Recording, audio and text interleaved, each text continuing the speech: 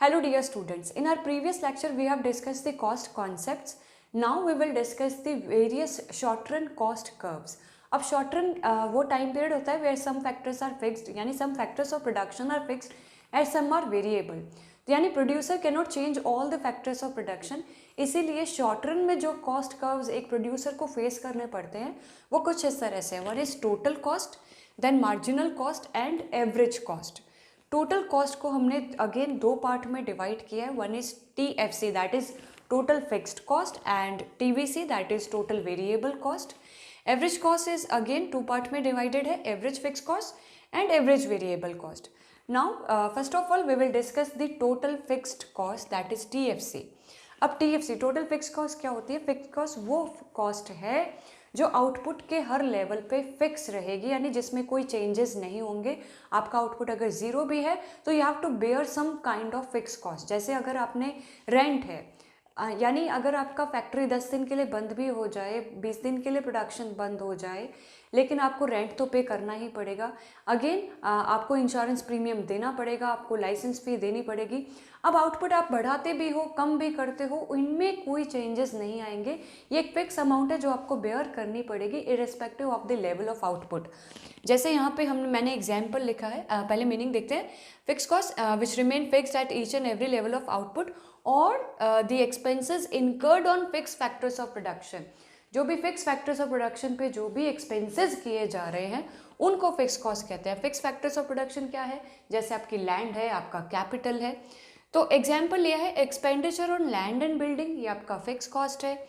आप जो एम्प्लॉयज़ को सैलरी दे रहे हो वो आपका फिक्स कॉस्ट है. आपको हर महीने एक फिक्स सैलरी उनको देनी पड़ेगी, आउटपुट बढ़ रहा है चाहे कम हो रहा है.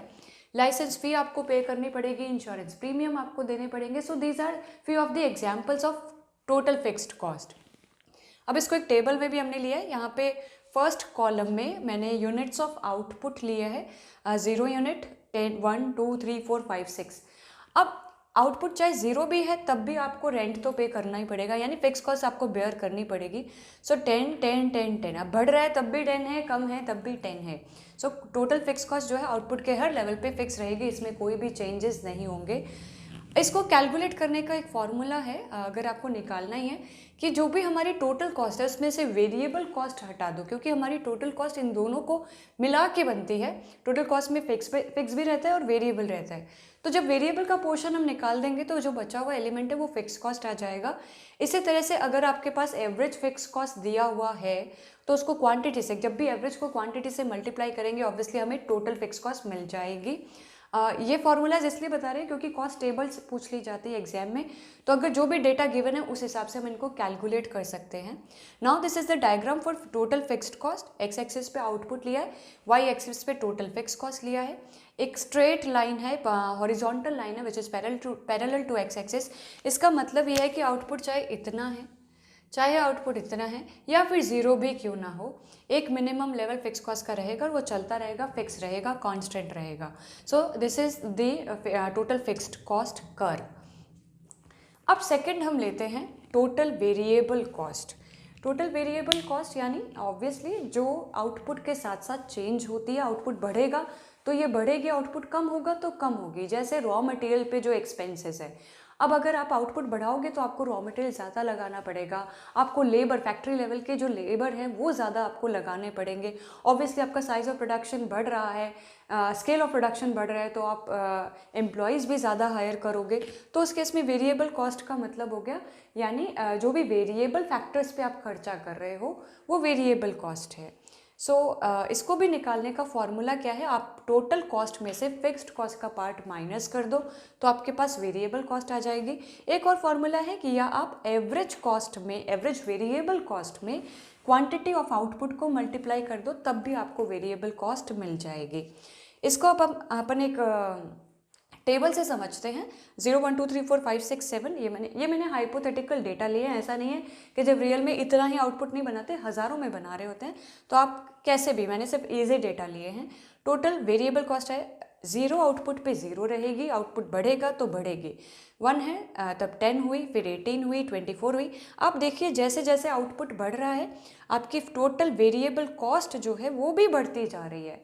अब वेरिएबल कॉस्ट के लिए एक बात जो बहुत इंपॉर्टेंट है वो है इसका स्लोप, इसका नेचर, यानी किस तरह से मूव करती है। So variable cost is always affected by laws of returns और लॉ ऑफ वेरिएबल प्रपोर्शंस। अब लॉज ऑफ रिटर्न्स क्या होते हैं या लॉ ऑफ वेरिएबल प्रपोर्शन क्या होते हैं? सबसे पहले इंक्रीजिंग रिटर्न की स्टेज इसमें आती है। इंक्रीजिंग रिटर्न यानी जब भी आप एक फैक्ट्री लगाएंगे तो इंक्रीजिंग रिटर्न आपको फेस करना पड़ता है, क्योंकि शॉर्ट रन है ऑब्वियसली। तो शॉर्ट रन में आप कुछ फैक्टर को फिक्स रखते हो, और यानी आप कैपिटल को अगर फिक्स रखते हो और लेबर की क्वांटिटी बढ़ाते जाते हो, तो आपका जो रिटर्न है, आपका जो आउटपुट है वो कॉस्ट के कंपैरिजन में ज़्यादा बढ़ता है, यानी आपको आउटपुट ज़्यादा मिलता है, कॉस्ट कम आती है। तो लॉ ऑफ इंक्रीजिंग रिटर्न को लॉ ऑफ डिमिनिशिंग कॉस्ट भी बोलते हैं, यानी उसमें पर यूनिट कॉस्ट जो है या वेरिएबल कॉस्ट कम होती रहती है।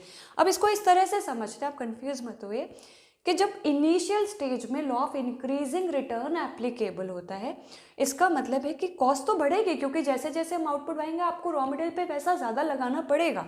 रॉ मटेरियल ज़्यादा लगाना पड़ेगा तो ऑब्वियसली कॉस्ट बढ़ेगी।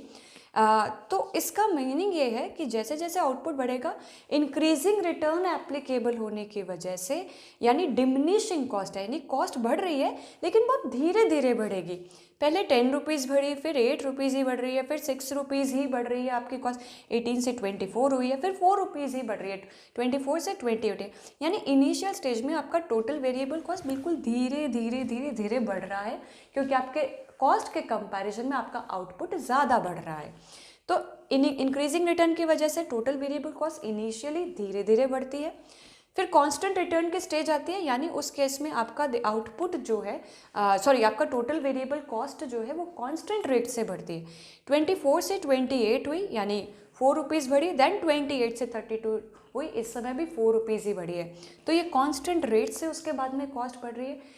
उसके बाद भी एक लिमिट के बाद भी अगर आप आउटपुट बढ़ाते हो, अब आप और आउटपुट बढ़ा रहे हो, शॉर्ट रन है, आप अपने फिक्स फैक्टर को चेंज नहीं कर सकते हो, सिर्फ लेबर की क्वांटिटी बढ़ा रहे हो आउटपुट बढ़ाने के लिए, तब क्या होगा, अब आपकी कॉस्ट बहुत फास्ट बढ़ेगी, क्योंकि law of diminishing return applicable होने लगता है। तो आप देखिए 32 से अब इस कॉस्ट कितनी होगी, 38 हो गई, यानी 6 रुपीज़ बढ़ी। 38 से 46 हो गई, यानी 8 रुपीज़ बढ़ी। अगर आप यहाँ पे आउटपुट और बढ़ाते जाओगे तो और ज़्यादा इंक्रीजिंग रेट से आपकी जो वेरिएबल कॉस्ट है वो बढ़ेगी।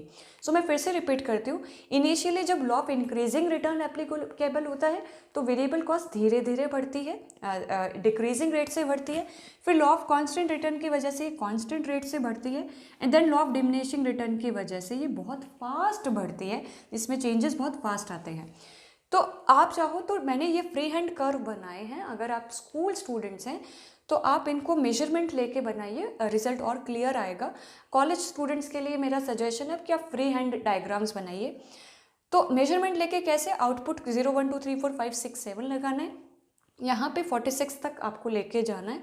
उसके बाद आप पॉइंट्स लगा के इसको ग्राफ बना सकते हो, तो वो और क्लियर रिजल्ट आपको दिखेगा कि किस तरह से धीरे धीरे बढ़ रहा है, देन कांस्टेंट रेट से बढ़ रहा है और इंक्रीजिंग रेट से बढ़ रहा है। So this was all about total variable cost.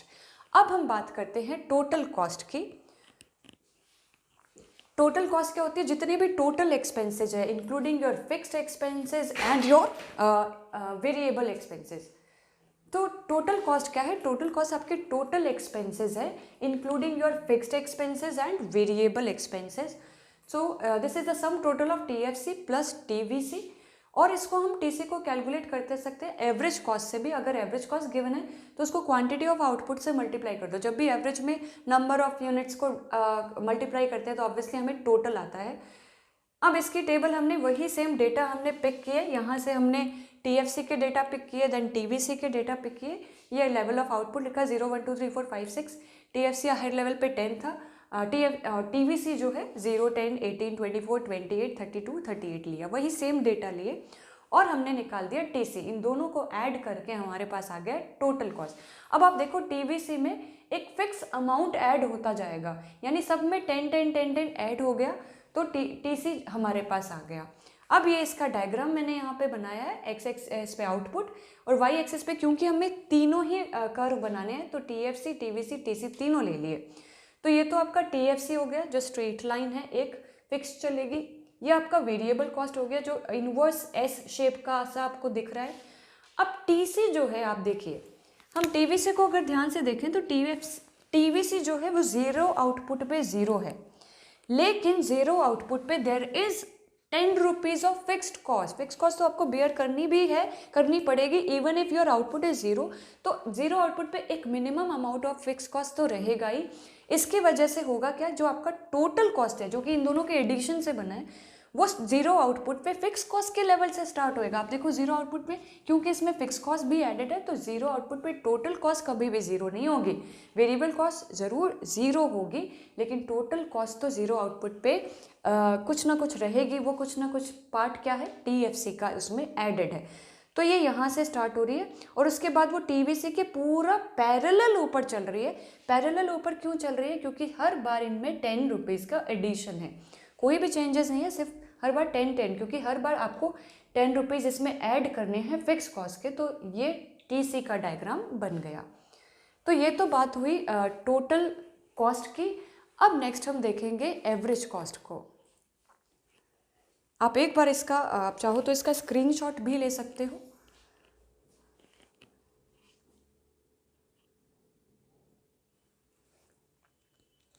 अब हम एवरेज कॉस्ट को डिस्कस करेंगे। एवरेज कॉस्ट जो है वो दो कॉस्ट से मिलके बनती है। एवरेज कॉस्ट का मतलब होता है पर यूनिट कॉस्ट।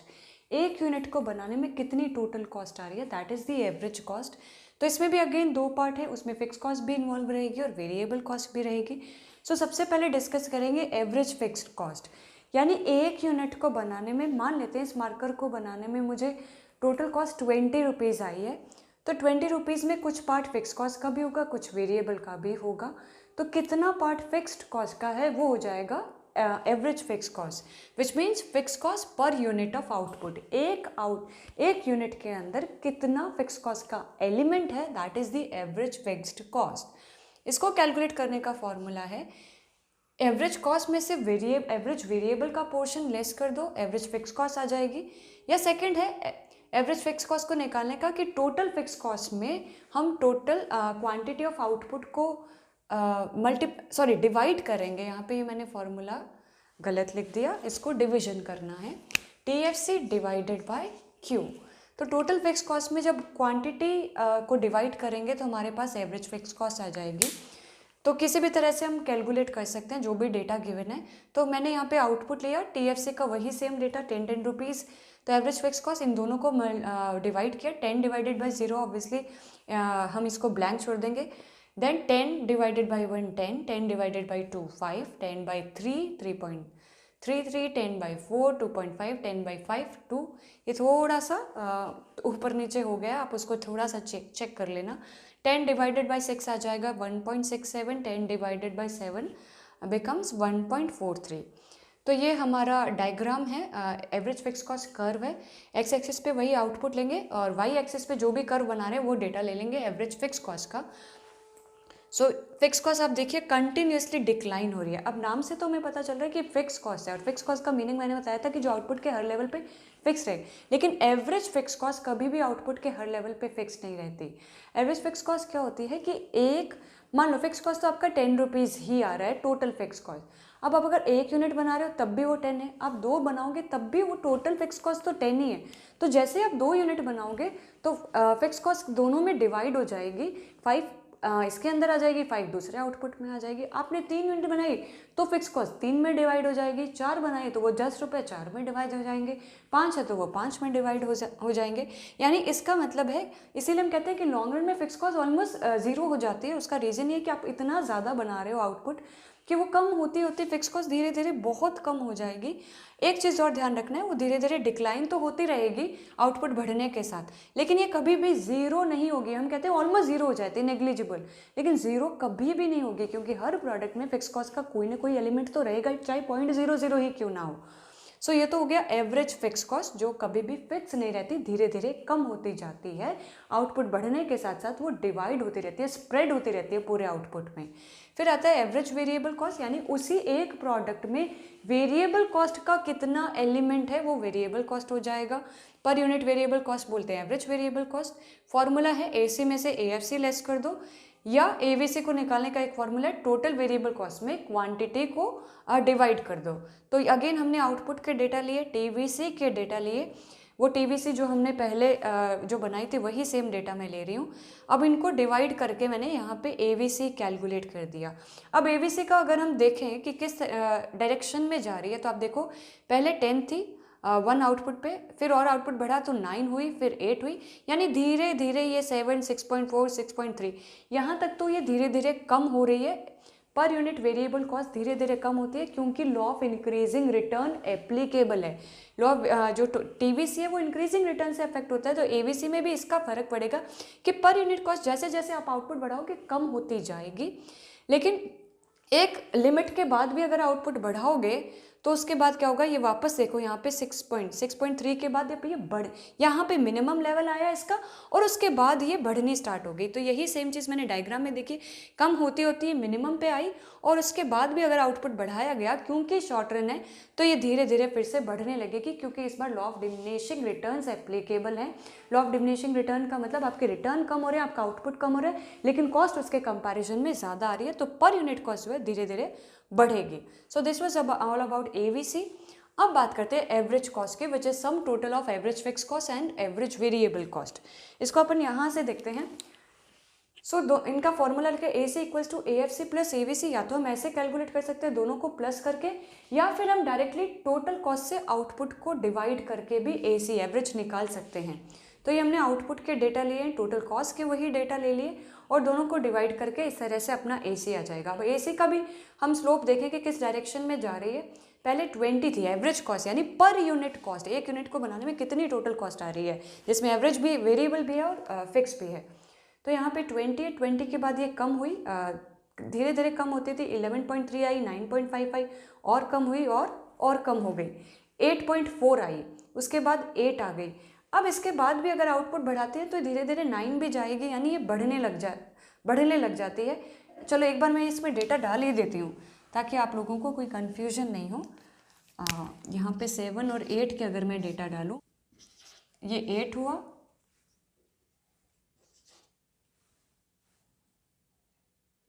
ये 9 हुआ। अब देखिए एवरेज कॉस्ट को अब वापस से समझते हैं। एवरेज कॉस्ट का कॉस्ट जो है आपका कम होते होते 8 पे आया, 8 के बाद अगर और आउटपुट बढ़ाया गया तो ये कांस्टेंट हो गई, एवरेज कॉस्ट 8 पे आ गई, यहाँ पे ये ऑलमोस्ट कांस्टेंट हो चुकी है। उसके बाद भी अगर आउटपुट बढ़ाया गया तो law of diminishing return applicable हुए और एवरेज कॉस्ट क्या हो गई, बढ़ना स्टार्ट हो गई, और 9, 10 और आप आउटपुट ले लो, ये एवरेज कॉस्ट और बढ़ती जाएगी। सो this is how average cost curve is formed, यानी एवरेज कॉस्ट कर्व के लिए कहा जाता है this is of U shaped. U shape होने का मतलब है यू शेप्ड। इसका रीज़न है, यू शेप का मतलब हो गया पहले कम जाएगा फिर कांस्टेंट होएगा और उसके बाद बढ़ेगा, और इसके पीछे रीज़न क्या है, सिर्फ और सिर्फ applicability of laws of returns और लॉ ऑफ वेरिएबल प्रपोर्शन। क्योंकि हम यहाँ पे शॉर्ट रन कॉस्ट कर्व्स की बात करें तो शॉर्ट रन में कुछ फैक्टर फिक्स भी होते हैं जिनको हम छेड़ नहीं सकते। तो जैसे जैसे आउटपुट बढ़ाने के लिए आप वेरिएबल को बढ़ाते जाओगे, वेरिएबल फैक्टर को, तो एक टाइम तक तो पर यूनिट कॉस्ट आपकी कम होएगी, फिर कांस्टेंट हो जाएगी, और उसके बाद भी अगर आउटपुट बढ़ाया गया तो आपका पर यूनिट कॉस्ट अब धीरे धीरे बढ़ने लगेगा। इसीलिए जो भी एक रेशनल प्रोड्यूसर होता है वो अपने आउटपुट को वहीं रोक देता है जहाँ पे उसकी कॉस्ट जो है कम से कम हो जाती है या मिनिमम हो जाती है, क्योंकि उसको पता है कि अब इसके बाद भी अगर आउटपुट बढ़ाया गया तो मेरी कॉस्ट जो है वो बढ़ेगी, क्योंकि ये शॉर्ट रन है। I can not change my machinery, I can not increase my machinery और माई फिक्स फैक्टर।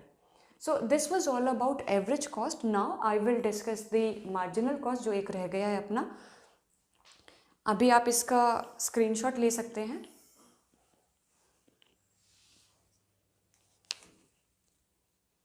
अब मार्जिनल कॉस्ट की बात करते हैं। मार्जिनल कॉस्ट का मीनिंग होता है change in total cost due to 1 additional unit of output. यानी सपोज कर रहे हो कि आप 100 यूनिट्स बना रहे थे और आपकी टोटल कॉस्ट जो है, यानी आप 100 यूनिट्स बनाने की टोटल कॉस्ट आपकी आ रही थी 1200 या 12,000 रुपीज़ फॉर एग्जांपल, और जैसे ही आपने 101 यानी एक एडिशनल यूनिट बनाई तो जो टोटल कॉस्ट है आपकी वो हो गई आपके इस बार सपोज 12,800। इसका मतलब जो 800 का चेंज आया है वो चेंज क्या है, मार्जिनल कॉस्ट है। यानी एक एडिशनल यूनिट ऑफ आउटपुट बनाने से टोटल कॉस्ट में कितना चेंज आ रहा है, that is the marginal cost. So marginal cost का डेफिनेशन मैंने यहाँ लिखा है, MC is the change in total cost due to change in one additional unit of output. अब इसका फॉर्मूला है delta TC, delta stands for change in total cost upon change in quantity. एक और formula है इसका जो shortcut बना के आया है, यानी इसको चलो अपन बाद में डिस्कस करते हैं, पहले इसी फॉर्मूला से इसको कैलकुलेट करने की कोशिश करते हैं 1-2 यूनिट तक। हमने वही सेम डेटा लिए हैं 0 1 2 3 4 5 6 7 8, टोटल कॉस्ट जो अभी आपको लिखवाई थी वही टोटल कॉस्ट मैंने ले ली। अब मार्जिनल कॉस्ट कैलकुलेट करना है, यानी जब 0 बना रहे थे तो टोटल कॉस्ट 10 रुपीज़ थी।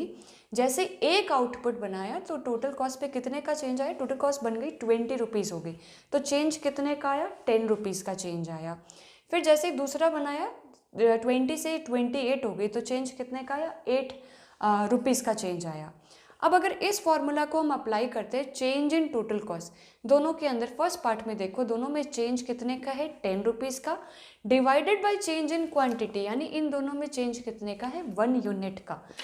इन दोनों में चेंज है, यानी चेंज इन टोटल कॉस्ट है 10 डिवाइडेड बाय 1, दोनों में चेंज कितने का, 1 यूनिट का, तो कितना आ जाएगा, 10 आ जाएगा। फिर आगे देखें, अब इन दोनों में 20 से 28 हुई है, 20 से 28 हुई, 8 रुपीज़ का चेंज है, तो चेंज इन टोटल कॉस्ट 8। अब चेंज इन आउटपुट कितने हैं, 1, यानी डिवीजन में हमेशा यहाँ पे 1 लेना है, क्योंकि मार्जिनल कॉस्ट हमेशा एक एक आउटपुट में चेंज की बात करता है, ये डायरेक्ट जंप नहीं करता कि 0 से, जब एक आउटपुट था 20 आ रही थी, जब 6 बनाया तो 48 आ रहा है, तो कितने का चेंज आया, नहीं ऐसा जंप नहीं करेगा वो एक एक आउटपुट में चेंज होने की वजह से टोटल कॉस्ट में कितना चेंज आता है। मार्जिनल हमेशा 1 एडिशनल की बात करता है। So change in total cost due to change in 1 additional unit of output. तो क्योंकि जब डिवीजन में हर बार ही 1 आना है, एक एक का आउटपुट का ही चेंज लेना है, तो हमने इसका शॉर्टकट बना दिया TCN stands for present time का टोटल कॉस्ट माइनस एक टाइम पहले का टोटल कॉस्ट, TCN -1, यानी अभी का टोटल कॉस्ट इससे एक टाइम पहले का 20 माइनस 10 10, 28 माइनस 28 34 माइनस 28 6 आ गया, फिर 38 माइनस 34 4 आ गया, 42 माइनस 38 4 एंड सो ऑन, यानी अभी का जो टोटल कॉस्ट है उससे एक टाइम पहले के टोटल कॉस्ट को माइनस करना है। पहले वाले को मैंने ब्लैंक इसलिए छोड़ा है क्योंकि 0 आउटपुट पे टोटल कॉस्ट 10 है, उससे पहले कुछ होगा ही नहीं, क्योंकि जब आउटपुट यहाँ पे ही 0 है तो उससे पहले कुछ भी नहीं है, तो इसको ब्लैंक छोड़ दो। अपन 1 से स्टार्ट करेंगे तो 20 माइनस 10 करते जाएंगे इसको इस तरह से, तो ये हमारी निकल गई मार्जिनल कॉस्ट। अब मार्जिनल कॉस्ट को अगर डेटा देख के बनाना है तो आप वैसे भी मेजरमेंट लेके बना सकते हो, एज आई सेड अर्लियर कि if you are school student you can take the measurements, and if you are studying in college तो आप फ्री हैंड ग्राफ्स बनाइए, टाइम भी बचेगा और आप इतनी प्रैक्टिस कर लो कि आप फ्री हैंड मतलब इनका स्लोप देख के ये किस डायरेक्शन में जा रही है डेटा, उस हिसाब से आप डायग्राम बनाओ। जैसे पहले 10 है फिर 8 हुई, यानी कम होते होते कम हो रही है, फिर ये मिनिमम आ गई 4 हो गई, उसके बाद वापस बढ़ने लगी, तो एक बार एक कांस्टेंट आई फिर वापस बढ़ रही है। So this is how we can draw the marginal cost curve. ये भी यू शेप का होता है, जैसे average cost curve U shape का है, वैसे ही ये यू शेप कर्व का मतलब ये होता है पहले कम जाना फिर मिनिमम या कांस्टेंट हो जाना एंड देन अप जाना।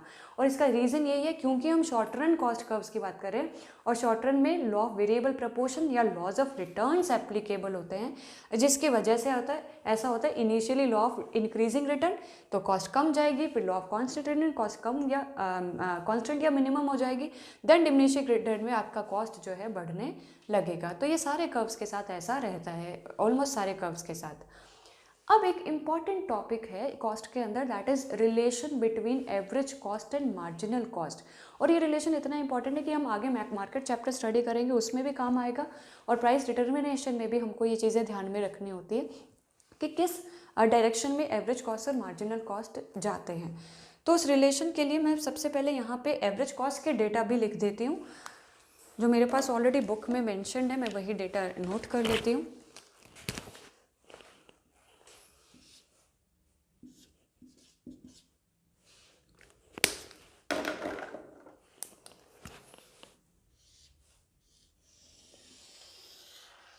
आप ज़रूरी नहीं है इतना सारा डेटा लो, बुक में जैसे मेरे पास थोड़ा सा ही डेटा है मैं उसको ले लेती हूँ। एवरेज कॉस्ट है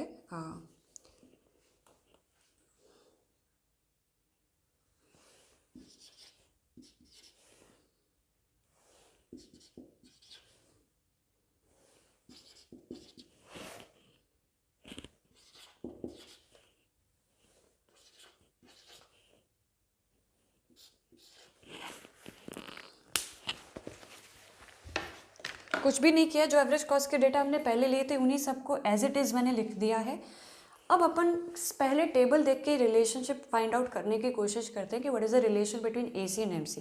आप देखिए पहले 10, 8, 6, 4, 20, 14, 11.39, यानी दोनों ही कम हो रहे हैं। जब ये कम हो रहा है तब ये भी कम हो रहा है। लेकिन यानी when average cost decreases, marginal cost also decreases, but the rate at which marginal cost decreases is more than that of AC। आप ये चीज़ नोट कर सकते हो, लिख सकते हो। इस पहला रिलेशन AC और MC में है। when AC decreases, MC also decreases, but the rate at which MC decreases is more than that of AC। इसका मतलब ये हुआ दोनों साथ साथ गिरेंगे, लेकिन मार्जिनल कॉस्ट जो है वो ज़्यादा फास्ट गिरेगा। आप देखिए मार्जिनल कॉस्ट यहाँ कम हुआ 10 हुआ, ये अभी 20 है। 10 से ये 8 चला गया सीधा, ये 20 से अभी 14 आया, यानी इसका 8 जो आएगा वो बहुत लेट आएगा एवरेज कॉस्ट का, जबकि इसका 8 जो है वो पहले ही आ चुका है। ये 8 आ चुकी है, 6 आ चुकी है, 4 आ चुकी है, ये धीरे धीरे कम होता होता 8 आया, उसके बाद में ये 8, तो इस तरह से ये गिरेगा एवरेज कॉस्ट। सो दोनों की स्पीड में चेंजेस है। मार्जिनल कॉस्ट फास्ट कम होता है एवरेज कॉस्ट के कंपैरिजन में। इसी तरह से अगर हम देखें कि बढ़ने की बात करें तो बढ़ने में भी मार्जिनल कॉस्ट फास्ट रहेगा, दोनों साथ साथ बढ़ेंगे।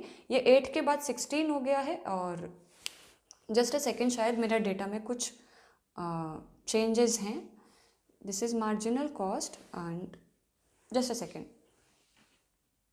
हाँ यहाँ पे 9 आएगा, सॉरी।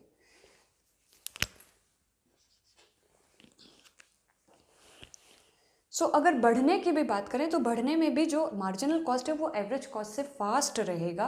कैसे? ये 8 से 16 आया है और ये 8 से 9 हो गया, यानी when average cost increases marginal cost also increases, but the rate at which marginal cost increases is more than that of AC। Average marginal cost जो है एवरेज से दोनों ही सिचुएशन में फास्ट रहेगा, गिरने में भी और मतलब फॉलिंग में भी, और जब इंक्रीज होना है तब भी।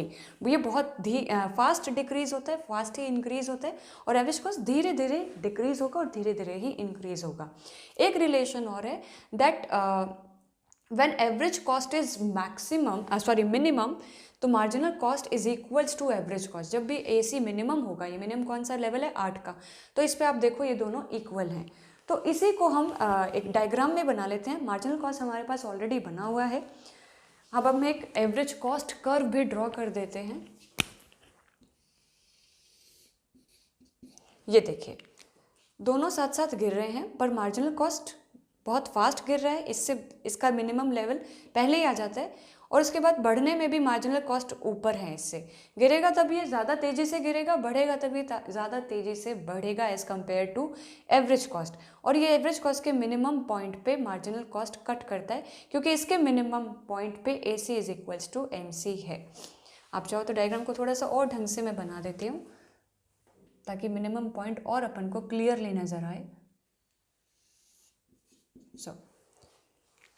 तो ये जो डायग्राम है आपको बिल्कुल याद कर लेना, लर्न कर लेना विद लॉजिक्स, क्योंकि यही डायग्राम्स आगे जो मार्केट स्ट्रक्चर के वीडियोस जो मैंने अपलोड किए उसमें ये काम में आए हुए हैं, तो इनसे आप रिलेट कर पाओगे। सो this is the relation between AC and MC। मैं रिपीट कर देती हूँ, when AC decreases MC also decreases, but the rate at which MC decreases is more than that of AC। When AC increases, MC also increases, but the rate at which MC increases is more than that of AC। And the third relation is that MC cuts average cost at its minimum point। Again मेरा आपके लिए suggestion है कि अगर आप इसको measurement वगैरह लेके बनाते हो तो आपको रिजल्ट और क्लियरली नज़र आएगा। आप यहाँ पे डेटा लेके पूरे पॉइंट्स डाल के बनाओ तो रिजल्ट क्लियर नज़र आएगा। बट फॉर कॉलेज स्टूडेंट्स आप इसको फ्री हैंड ही रखो तो बेटर है, आपका टाइम बचेगा। सो स्टूडेंट्स हमने शॉर्ट रन कॉस्ट कर्व्स को देखा। अब हम बात करेंगे लॉन्ग रन कॉस्ट कर्व्स की। लॉन्ग रन में एक ही कॉस्ट जो पॉपुलर है, क्योंकि वैसे लॉन्ग रन में हम कॉस्ट को जनरली टेबल वगैरह से नहीं देखते हैं, सिर्फ इनका हम ये मान के चलते हैं कि लॉन्ग रन में जो कॉस्ट है वो शॉर्ट रन से कम आती है पर यूनिट कॉस्ट। उसका रीज़न ये होता है कि लॉन्ग रन में आप सारे फैक्टर्स, कोई भी फैक्टर चेंज कर सकते हो, कोई भी फैक्टर फिक्स नहीं रहता है, इसीलिए लॉन्ग रन की कॉस्ट जो है वो कंपैरेटिवली शॉर्ट रन से कम आती है, और कम आएगी तभी आप अपने आउटपुट को, अपने प्रोडक्शन को कंटिन्यू करोगे। So the popular cost concept in long run that is long run average cost, जिसको प्लानिंग कर्व भी बोलते हैं और इसका एक नाम और है एनवलप कर्व। अब पहले डिस्कस कर लेते हैं कि इसको प्लानिंग कर्व क्यों बोलते हैं। प्लानिंग कर्व इसलिए बोलते हैं क्योंकि लॉन्ग रन में एक प्रोड्यूसर के पास इतना टाइम होता है कि वो प्लान कर सकता है कि कौन सा प्लांट, जो भी शॉर्ट रन में उसके बहुत सारे मान लेते हैं प्लांट है जिन पे वो काम कर रहा है, तो लॉन्ग रन में ही can decide which plant is beneficial for him और which plant is profitable for him, और जो प्लांट फ़ायदा नहीं दे रहा है या जहाँ पे लॉस हो रहा है उनको वो हटा सकता है, और जिस पे भी ऑप्टिमम उसको आउटपुट मिल रहा है उस प्लांट को वो कंटिन्यू कर सकता है। So that is why this is known as planning curve. और एनवलप कर्व क्यों बोलते हैं, क्योंकि इसका जो long run average cost curve है वो सारे short run average cost curve को अपने अंदर समाता है, इसलिए इसको एनवलप कर्व भी बोलते हैं। अब देखते हैं कि ये बनता कैसे है। कोई भी लॉन्ग रन कॉस्ट कर्व जो होंगे वो शॉर्ट रन कॉस्ट कर्व्स के मिनिमम पॉइंट को टच करते हुए बनते हैं। हम ये सिर्फ हम हाइपोथेटिकल एग्जाम्पल ले रहे हैं कि क्योंकि इनके डेटा है नहीं, कि हम ये मान के चलते हैं कि शॉर्ट रन के कंपैरिजन में लॉन्ग रन में कॉस्ट कम आती है, तो शॉर्ट रन के कोई भी जो जैसे मान लीजिए यहाँ पे 3 मैंने एवरेज कॉस्ट कर्व बनाए हैं, उन तीनों के मिनिमम पॉइंट को टच करते हुए हमने long run average cost draw कर दिया, क्योंकि लॉन्ग रन एवरेज कॉस्ट कम होती है शॉर्ट रन कॉस्ट से। अब मान लेते हैं कि suppose a producer is operating, producer has 3 plants in the short run. Short run में वो 3 प्लांट चला रहा है, तो ये तीनों ही प्लांट का एवरेज कॉस्ट कर्व है। ये प्लांट नंबर 1 का AC है, ये प्लांट नंबर 2 का AC है, प्लांट नंबर 3 का। अब ये देखते हैं कि लॉन्ग रन में प्रोड्यूसर कैसे डिसाइड करता है कि कौन सा प्लांट एक पर्टिकुलर क्वांटिटी ऑफ आउटपुट के लिए फ़ायदेमंद है। तो मान लेते हैं कि अगर प्रोड्यूसर ये डिसाइड करता है लॉन्ग रन में मुझे इतना ही बनाना है OA, तो OA क्वांटिटी बनाने के लिए वो ये देखेगा कि कौन से प्लांट पे सबसे कम कॉस्ट आएगी। तो अगर वो प्लांट नंबर 2 पे रहता है तो उसकी कॉस्ट कुछ इस तरह से आएगी, हमने इसको ऊपर बढ़ाया, प्लांट नंबर 2 पे कॉस्ट ये आ रही है। अगर वो यही quantity OA quantity plant number 1 पे बनाता है तो उसकी कॉस्ट कैसे आएगी, एवरेज कॉस्ट कितनी आएगी, इसके लिए हम इसको और ऊपर बढ़ाते हैं। इसी क्वांटिटी की बात करें और प्लांट नंबर 1 की बात करें तो उसका एवरेज कॉस्ट बहुत ज़्यादा आ जाएगा। इसका मतलब है वो ये डिसाइड कर सकता है लॉन्ग रन में कि प्लांट नंबर 2 OA आउटपुट के लिए तो मेरे लिए प्लांट नंबर 2 ही बेनिफिशियल है। अब अगर वो प्रोड्यूसर कहते नहीं मुझे इतना ही नहीं बनाना, मुझे हमेशा मेरा जो ऑप्टिमम आउटपुट है वो OB लेवल रहना चाहिए, तो OB रखने के लिए आप वो देखेगा कि कौन सा प्लांट में कॉस्ट कम आ रही है। अगर उसको OB अपना आउटपुट रखना है तो प्लांट नंबर 1 हम देख के बता सकते हैं कि प्लांट नंबर 1 पे सबसे कम एवरेज कॉस्ट आ रही है, तो वो प्लांट नंबर 1 पे अपना प्रोडक्शन कंटिन्यू रखेगा। ये दोनों प्लांट में उसको लॉस हो रहा है इस लेवल ऑफ आउटपुट के लिए, तो इन दोनों को वो बंद कर सकता है। इसी तरह से अगर उसको O से यानी बहुत ज़्यादा बनाना है तो प्लांट नंबर 3 पे अगर रहता है तो उसके लिए फ़ायदा है, बेनिफिट है, क्योंकि अगर O से लेवल ऑफ आउटपुट अगर 1 पे बनाए तो कॉस्ट बहुत ज़्यादा आएगी, 2 पे बनाएगा तो और भी ज़्यादा आएगी। So plant number 3 is good for OC level of output. So this is how a producer can decide in long run that which plant is beneficial for him. So इसीलिए इसको बोलते हैं planning curve. So this was all about the cost concepts. बाकी के जो भी long run average जैसे marginal वगैरह है वो उतना पॉपुलर टर्म्स नहीं है, हम सिर्फ इसको ही डिस्कस करेंगे। अब बात आती है कि कॉस्ट चैप्टर के अंदर कई बार एग्जाम के अंदर कॉस्ट टेबल भी पूछ ली जाती है, जिसमें आपको मैंने सारे फार्मूलाज बताए हैं, तो कोई भी फार्मूला फिट बैठ सकता है उसमें, किसी भी तरह से आप यूज़ करके वो कॉस्ट टेबल को पूरी कर सकते हो। For UG student specially cost table at times exam के अंदर 20 मार्क्स के क्वेश्चन में भी आ जाती है। तो 20 मार्क्स को आपको किस तरह से अटेम्प्ट करना है, उस टेबल को तो फिल करना ही ऑब्वियसली। तो नीचे जितने भी आपके ये कॉस्ट कॉन्सेप्ट्स हैं उन सबका फॉर्मूला